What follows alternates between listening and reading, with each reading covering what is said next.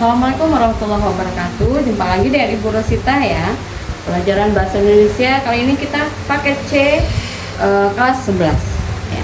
Kita akan bicara materi terakhir untuk nanti sebelum kita mengikuti ujian semester genap ya.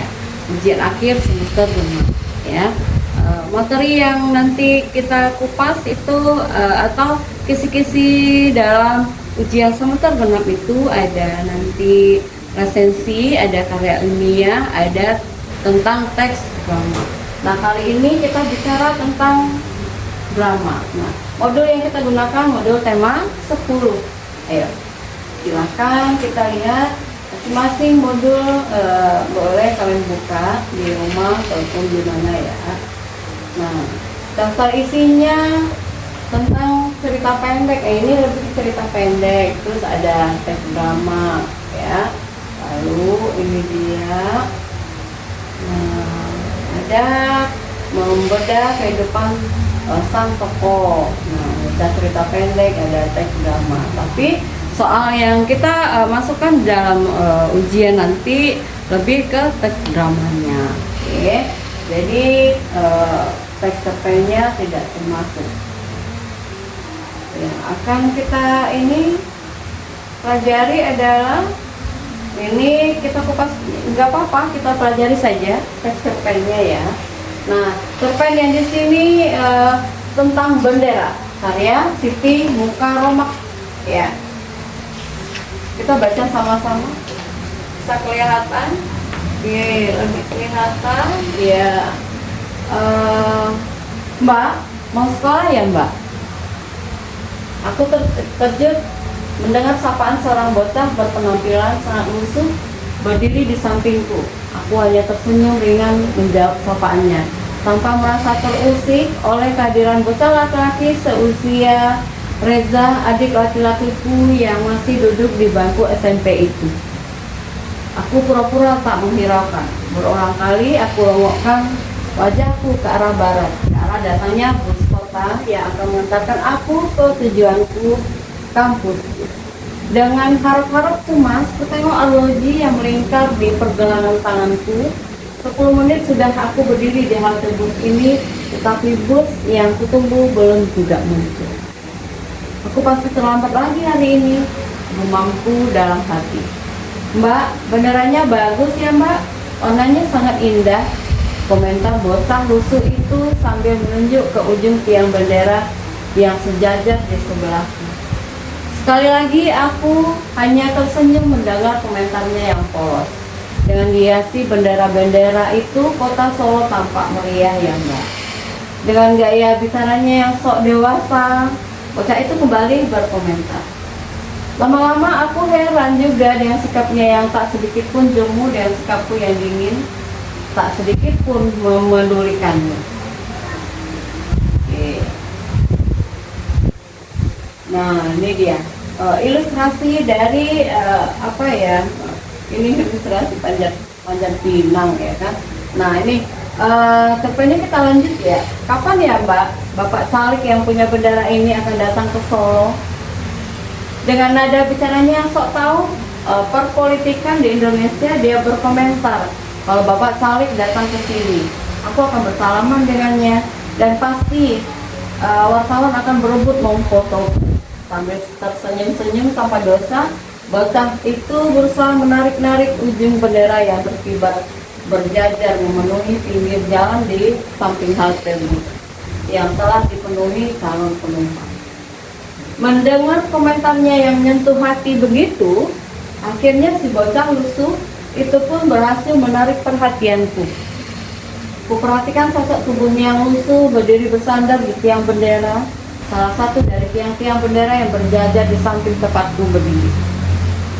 Pakaiannya kumuh, compang-camping dan lubang dan tambalan kain di sana sini. Celana kolornya terlalu besar ukurannya untuk bocah seusia dia. Kaos oblong putih atasannya telah berubah warna. Ada warna hitam bekas goresan arang, ada warna merah bercampur hijau bekas tumpangan es caw. Juga warna coklat tua pekat bekas cipratan lumpur dari kubangan air di pinggir jalan. Mbak, boleh ya aku petik kain bendera itu untuk buat celana kolor yang baru? Aku hanya menggeleng mendengar permintaannya. Kenapa tidak boleh, Mbak? Desaknya sambil menarik-narik kain lengan bajuku. Itu kan bukan milikku. Jawabku agak kesal karena aku merasa sedikit risih dan jijik oleh tangannya yang lusuh telah menyentuh pakaianku yang bersih dan harum ini. Dia tampak sangat kecewa dengan jawabanku. Ada nada penyesalan di rona wajahnya. Mungkin dia merasa bersalah telah mengotori pakaianku. Sudah, coba minta izin ke mbak-mbak atau mas-mas yang berdiri di sana. Sambil tersenyum-senyum tak begitu bermakna, bocah lusuh itu segera menuju ke arah yang ditunjukkan dengan telunjuk. Akhirnya, si bocah lusuh itu pun menghampiri dua gadis remaja berpenampilan necis yang berdiri di depan halte itu. Belum sempat bocah itu menyampaikan maksud hatinya, kedua gadis yang tampak berasal dari keluarga kaya itu segera menyingkir karena merasa jijik dengan kehadiran sosok makhluk yang sangat mengganggu pemandangan itu. Merasa kesal karena tidak dianggap manusia, bocah lusuh itu mengurungkan niatnya. Segera ia menuju tiang bendera yang berjajar rapi dan warnanya seragam melambai-lambai menghiasi hiruk pikuk lalu lintas pagi. Hai bocah, apa yang kau lakukan? Bocah itu buru-buru menghentikan aktivitasnya ketika di sampingnya telah berdiri sosok pemuda gagah, berperawakan tinggi besar, berkulit kuning bersih, tampan berwibawa, menegurnya dengan suara sangat lantang membuatnya terperanjat. Om, saya hanya menginginkan bendera ini untuk dibuat celana. Dengan gugup dan takut yang amat sangat, bocah itu segera menundukkan wajahnya yang suram. Jadi kau ingin menurunkan bendera-bendera itu, bocah? Bocah itu hanya mengangguk dan menjawab pertanyaan lelaki berpenampilan penuh membawa itu. Oh, bagus. Lelaki itu mengelus-elus rambut kumbang bocah polos itu dan senyum yang entah apa maksudnya. Ambil saja semuanya, dan hanya satu atau dua. Lelaki penuh wibawa itu berlagak sok jadi pahlawan bagi si bocah lusuh itu. Warnanya sangat bagus untuk dibuat celana kolor dan pasti sangat cocok kamu kenakan. Merasa mendapat izin dan dukungan dari dewa penolong, bocah itu segera melanjutkan usahanya, mengambil bendera-bendera itu dari tiangnya untuk segera dapat dibuat celana kolor yang lumayan bagus tentunya. Dan penuh semangat ia berusaha merobohkan ketegaran tiang-tiang yang tinggi berulang itu. Akhirnya, prak! Sebuah tiang bendera yang lumayan tinggi telah rubuh di hadapannya. Nyaris saja mengenai kedua kakinya. Menyaksikan keberhasilannya merobohkan tiang kokoh itu, si bocah tanpa dosa itu tertawa kegirangan. Ditengoknya sosok lelaki, tapi betapa kagetnya bocah itu ketika dirasakan telinga kanannya serasa hampir putus oleh tarikan kuat dari tangannya yang sangat kekal. Hai binatang jelek, apa yang kau lakukan? Jangan main-main ya, bisa-bisa kuputus telingamu yang lebar ini. Seorang lelaki tinggi bertubuh kekar dan berkulit hitam sangat pekat telah berada di sampingnya. Wajah garangnya nyaris bersentuhan dengan keningnya yang basah oleh keringat dingin. Kedua bola matanya melotot memancarkan amarah yang maha sangat.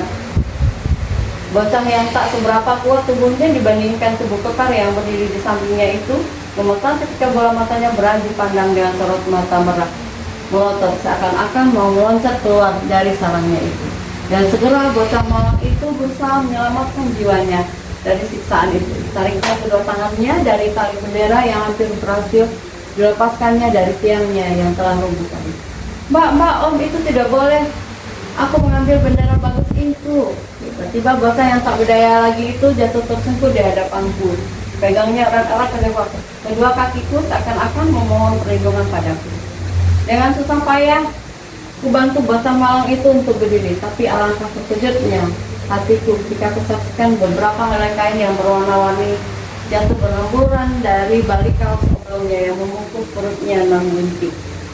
Mbak, aku akan mengembalikan bendera-bendera ini pada tiangnya, agar besok bapak yang punya bendera ini datang ke sini untuk memarahiku. Aku tersadar dari keharuanku ketika bus kota yang lama aku nanti telah berhenti di hadapanku. Segera aku sandarkan tubuhku dan lesu pada jok bus kota yang terasa sangat nyaman. Dari balik jendela bus kota kusaksikan sepanjang perjalanan beraneka ragam warna bendera berkibar menghiasi keramaian di jalan raya. kulihat bayang bocah khusus itu di setiap rangkaian bendera-bendera itu. Ini Siti Mukaromah, sumbernya harian Solopos edisi Minggu 22 Agustus 2000. Ya, itu adalah contoh dari sebuah cerpen. Nah, cerpen itu terdiri dari kurang 10.000 kata ya, nah, panjang lebar. Cara menganalisis unsur-unsurnya adalah unsur intrinsik cerpen itu ada tema, latar, alur, perwatakan, dan sudut pandang. Oke, unsurnya ada. Temanya adalah ide pokok sebuah cerita yang diyakini dijadikan sebuah cerita. Ini ada latar waktu, tempat, suasana, itu ya. Ada alurnya, berarti susunan peristiwanya, kejadiannya, awalnya bagaimana, tengahnya bagaimana, terus akhirnya gimana. Terus ada perwatakan, menggambarkan watak atau karakter seorang tokoh. Ada sudut pandang ya, sudut pandang, point of view ya. Penokohan itu bisa ada beberapa, melukiskan tokoh cerita, melukiskan bentuk lain dari tokoh, melukiskan jalan pikirannya, bagaimana reaksi tokoh tersebut. Gitu ya. Ada dialog antar tokoh, ada ucapan-ucapan gitu. Oke. Nah, ini adalah bentuk analisis ya. Tokoh aku berwatak tidak peduli atau acuh tak acuh. Ya, cewek tadi atau perempuan tadi, anak gadis tadi, dia acuh tak acuh dia sifatnya, dia tanpa merasa terusik oleh kehadiran bocah laki-laki. Ya. Lalu tokoh bocah laki-laki berwatak sok tahu dan optimis. Ya, dia optimis sifatnya. Nah, tokoh pemuda berwatak gagah, berperawakan tinggi besar, berkulit kuning bersih, tampan berwibawa. Suaranya sangat lantang. Yang dijelaskan di sini dia lebih menegur dengan suara sangat lantang, membuatnya terperanjat. Tokoh lelaki berwatak tinggi, bertubuh kekar dan berkulit hitam sangat pekat. Nah, wataknya bagaimana? Wataknya dideskripsikan dengan cara penjelasan pengarang. Misalnya seorang laki-laki tinggi, wajahnya garang ya, nyaris, bersentuhan dan kelingnya basah oleh keringat. Nah, itu untuk lebih memahami konsepnya. Nah, itu adalah cara-cara memahami dari watak tokoh yang ada di dalam cerita atau cerpen. Oke, nah kalau unsur ekstrinsik dalam cerpen itu lebih ke nilai sosial.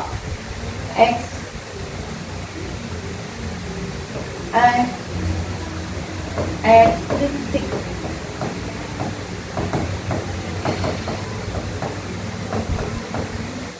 Nah, unsur di luar karya sastra bersifat cerpen itu lebih ke nilai sosial, agama, politik, dan media. Oke. Cerita tadi lebih ke nilai sosial ya, nilai sosial.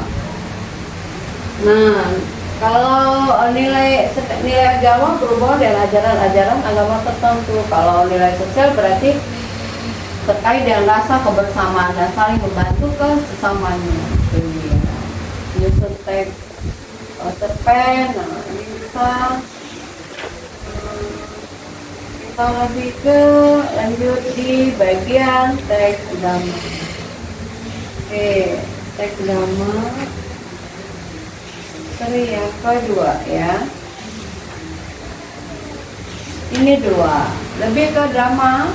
Karena nanti yang keluar adalah teks drama. Oke. Ini dramanya Ayahku Pulang. Ya, kita baca dulu. Ini disadur oleh Ismail dari cerita Jepang Cici Kairu. Ya, para pelaku ada Gunarto, Maimun, Ibu, Mintarsih, dan Saleh. Ya, ruang rumah yang sederhana. Ya, ini sifatnya yang di awal ya, abstraknya ya. Ruang rumah yang sederhana, di belakang kiri 4 pintu beranda sejauh, lalu di luar sudah gelap. Di panggung di sebelah kiri agak ke depan sice kecil yang sudah tersedia. Di sebelah kiri agak ke depan sice kecil yang sudah tua dengan 2 buah kursi dan ada 1 meja. Itu pemandangannya. Nah, ibu sedang di dekat jendela melihat keluar dengan jahitan di tangan.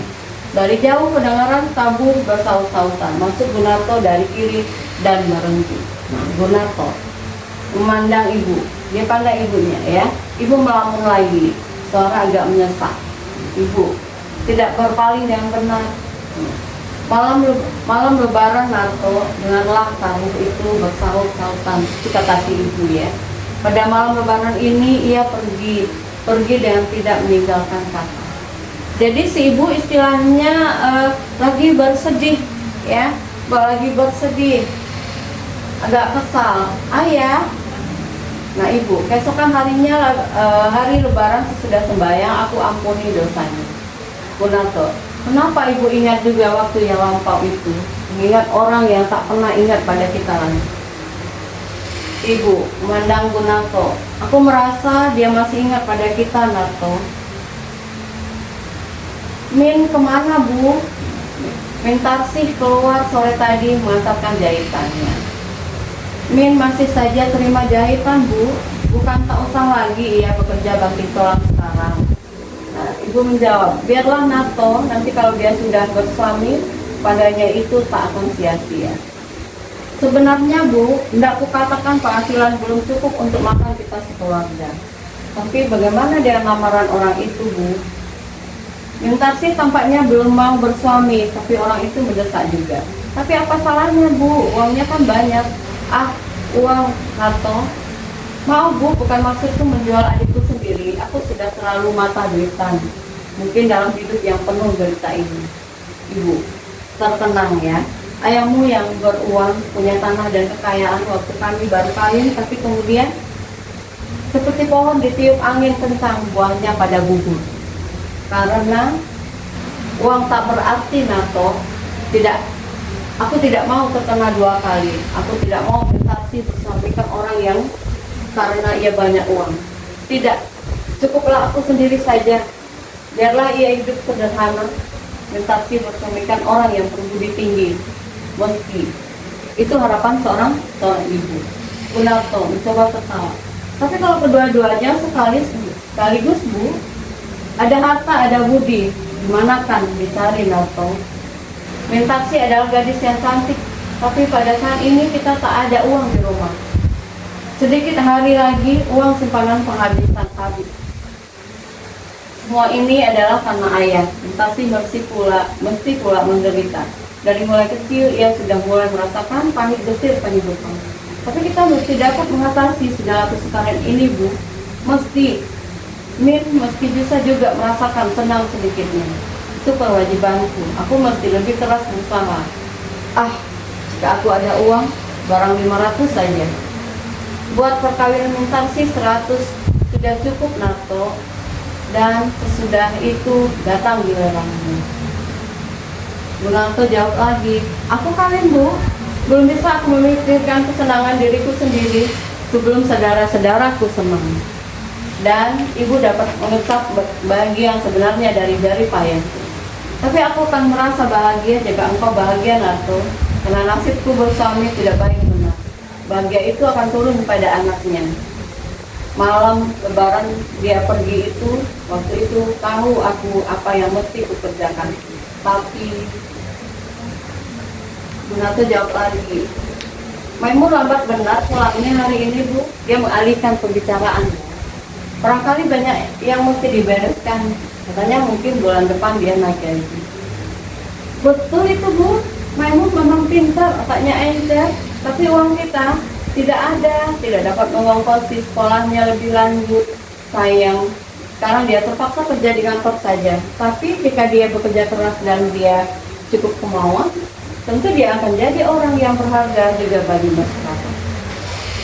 Narto, siapa putri yang sering-sering kulihat sama-sama dan kau naik sepeda? Ah, teman-teman sekerja bu. Rasanya pantas sekali buat engkau, meskipun kukira dia bukan orang serendah derajat kita. Tapi kalau kau suka, buat apa memikirkan kalian sekarang bu? Barangkali 10 tahun lagi jika semua telah beres. Tapi jika Mintaksi kawin, kau mesti juga Narto. Kau kan lebih tua.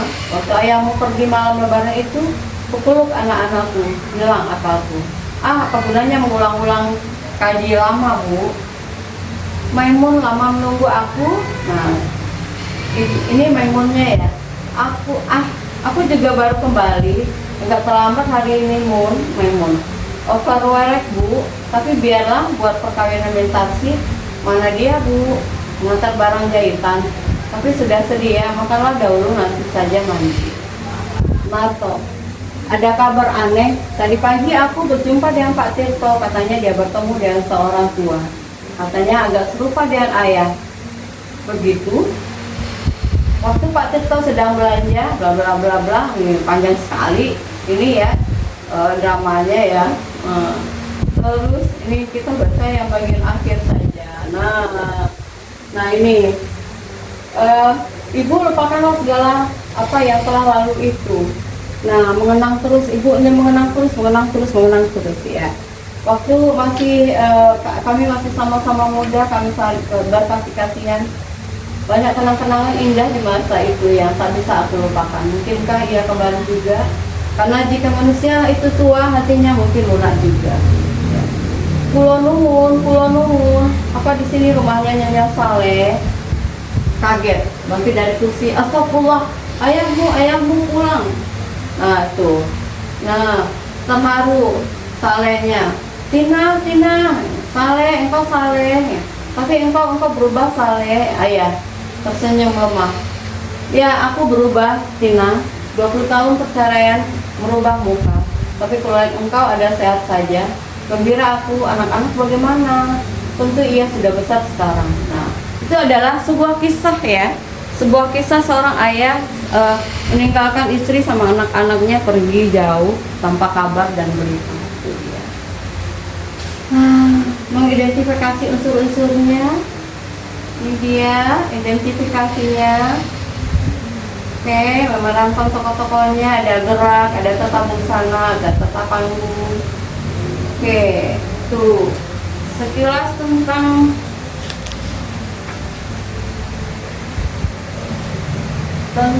drama.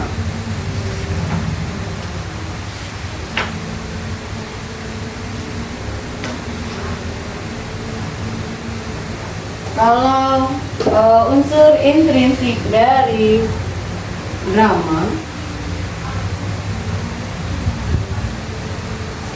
unsur intrinsiknya ada tetap sama, ada tema ya, ada tema, ada alur, ada tokoh atau karakter, ada dialog, ada latar atau setting, ada amanah. Baik drama bisa dipentaskan, maka harus dilengkapi dengan unsur, ada geraknya, ada action ya, ada action, ada tata busana, ada tata rias, ada tata panggung, tata bunyi, dan tata sinar. Nah, kalau tema di sini adalah dasar cerita merupakan sasaran tujuan. Penulis melukiskan watak peran para tokohnya, terus plot atau alurnya, ada tahapan permulaan, tahapan pertikaian. Nah, dalam dialog juga ada mengembangkan plot dan menjelaskan isi cerita, memberikan isyarat berita yang mendahulunya apa, memberikan waktu isyarat yang akan datang, memberikan komentar. Nah, kalau latar ini ada terbagi 3, latarnya waktu, latar tempat, latar suasana. Waktu berarti berbicara tentang kapan saja drama itu dilakonkan atau kejadiannya dilakukan.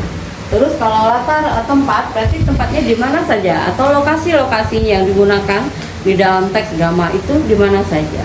Nah, kalau suasana, nah penggambaran suasana pada saat kejadian itu terjadi, apakah dalam kegembiraan, ada kesedihan, nah, itu penggambaran suasana.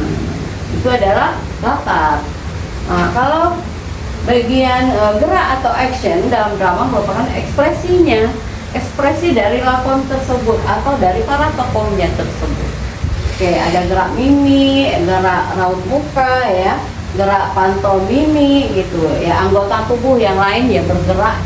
Terus gerak blocking adalah posisi aktor di atas pentas. Nah, kalau tata busana berarti bicara tentang segala pakaian-pakaian yang digunakan oleh aktornya atau aktrisnya. Lalu tata panggung adalah gambaran lokal tentang peristiwa yang terjadi diwujudkan secara jelas di atas panggung. Nah, ada tata bunyi, mencakup 2 macam, efek bunyi dan musik.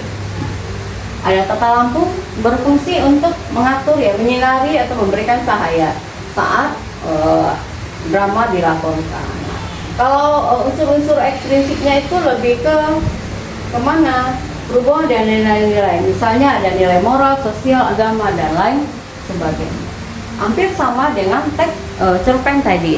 Kalau nilai ekstrinsik berarti dia nilai-nilai sosial, agama, ada nilai politik, nilai nilai moral, nilai pendidikan, dan nilai yang lain, estetika.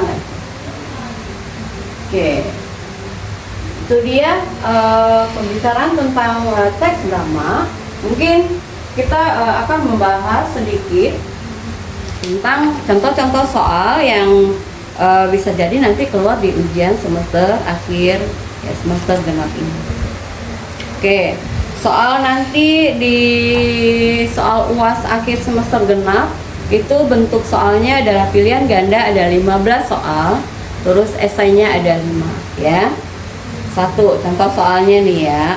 Tujuan utama penulisan teks karya ilmiah adalah apa tujuannya? A. Menghibur pembaca. B. Menyampaikan informasi. C. Mengkritik karya orang lain. D. Menyampaikan opini tanpa data. E. Menceritakan pengalaman pribadi. Nah, kalau tujuan utama penulisan teks karya ilmiah berarti dia lebih kemana? Menyampaikan informasi berdasarkan fakta dan data. Jadi jawabannya adalah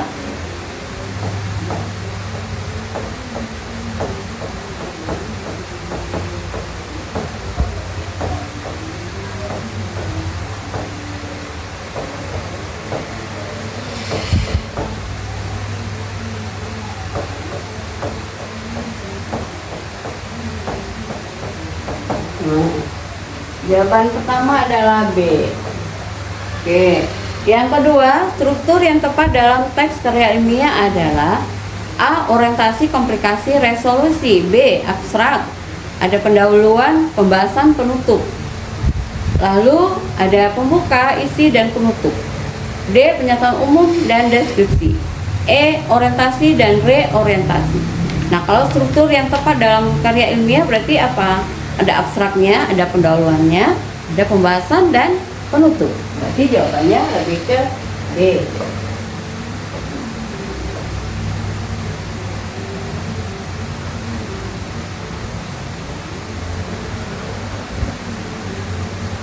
Nomor 3.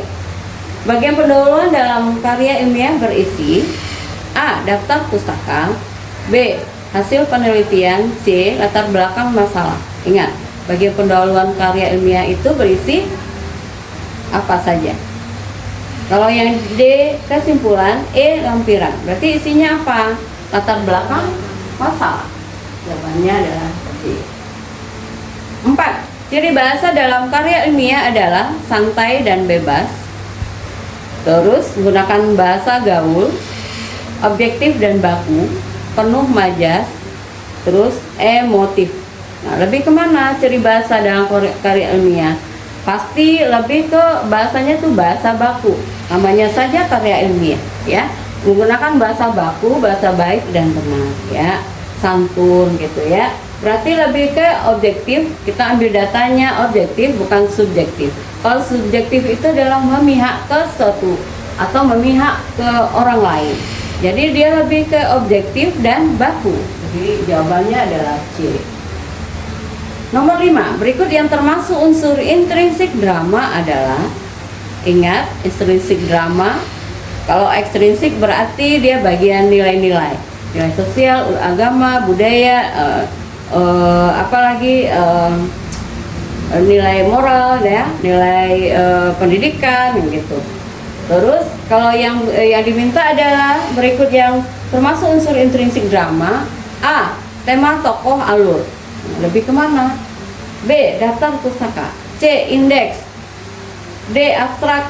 E. Catatan kaki. Nah, lebih kemana?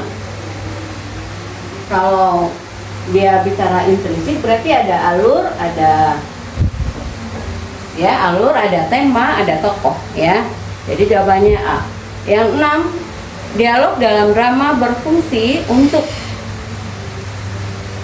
A. Menjelaskan latar belakang penulis. B. Menggambarkan konflik dan karakter tokoh. C. Menyampaikan daftar isi. D. Memberi kesimpulan. E. Menambah panjang cerita. Jawabannya adalah yang nomor 6 itu menggambarkan konflik dan karakter tokoh. B. Nomor 7, petunjuk teknis dalam drama disebut. Apa petunjuk teknisnya? A. Narasi, dialog, prolog, karamagu. E. Epilog. Jadi jawabannya nomor 7 adalah kramagu, ya, kramagu. Jawabannya itu. Terus konflik dalam drama adalah awal cerita, B. inti permasalahan dalam cerita, C. penutup cerita, latar tempat, atau E. tema cerita. Nomor 8 itu lebih ke konfliknya. Kalau konflik berarti inti permasalahan dalam cerita. Jawabannya adalah B. 9. Resensi itu lebih kemana? Cerita pendek kah, ringkasan cerita kah, penilaian terhadap satu karya kah, tulisan ilmiah kah, atau dialog drama? Lebih kemana dia? Ya, resensi berarti dia penilaian terhadap sebuah karya. Jawabannya adalah C. 10. Tujuan resensi adalah A. menyusun laporan, menilai dan memberikan pertimbangan terhadap karya. Terus C. menghibur pembaca. D. menceritakan ulang. E. menyampaikan opini tanpa dasar. Nah, kalau tujuan resensi, kalau resensi tadi adalah penilaian terhadap suatu karya. Kalau tujuannya berarti apa? Menilai dan memberikan pertimbangan terhadap sebuah karya. Jawabannya adalah E. Oke, soal selanjutnya 11. Bagian identitas dalam resensi berisi A. sinopsis, B. penilaian, C. judul, pengarang, penerbit, D. kesimpulan, E. kritik. Bagian identitas berarti isinya apa?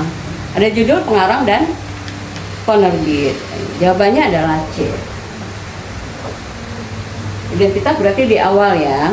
Terus 12. Kelebihan dan kekurangan suatu karya dibahas pada bagian A. identitas, B. sinopsis, C. evaluasi, D. orientasi, E. abstrak. 12 apa jawabannya? Jawabannya lebih ke evaluasi dia, C. Oke, 13. Bahasa dalam teks resensi sebaiknya A. tidak jelas, B. kasar, C. santai berlebihan, D. objektif dan sopan, E. emosional. Berarti jawabannya adalah D. objektif dan sopan. 14. Salah satu contoh karya yang dapat diresensi adalah A. surat pribadi, B. buku novel, C. catatan harian, D. pesan singkat, E. percakapan. Nah, jawabannya apakah surat pribadi, apakah buku novel? Nah, pasti lebih ke buku novel. Jawabannya adalah D. 15. Dalam drama, tokoh utama disebut A. figuran, B. antagonis, C. protagonis, D. narator, E. sutradara. Lebih kemana? Protagonis. Kalau antagonis apa? Protagonis itu berarti tokoh yang baik, ya, tokoh utama, lebih ke baik ya. Kalau antagonis berarti berlawanan, tokoh yang jahat, tokohnya yang pokoknya salah saja yang bagi dia melihat tokoh utama. Nah, itu adalah antagonis. Kalau figuran apa? Tokoh pembantu biasanya yang dayang-dayang di belakang. Nah, itu tokoh figuran namanya. Oke. Kalau narator berarti yang membacakan narasi di awal, itu dia narator. Kalau sutradara berarti orang yang membuat konsep cerita atau drama tersebut, itu adalah sutradara. Nah, ini ada beberapa contoh soal esai ya. Jelaskan pengertian teks karya ilmiah dan sebutkan 3 cirinya. Nah, itu nanti bisa belajar di rumah ya.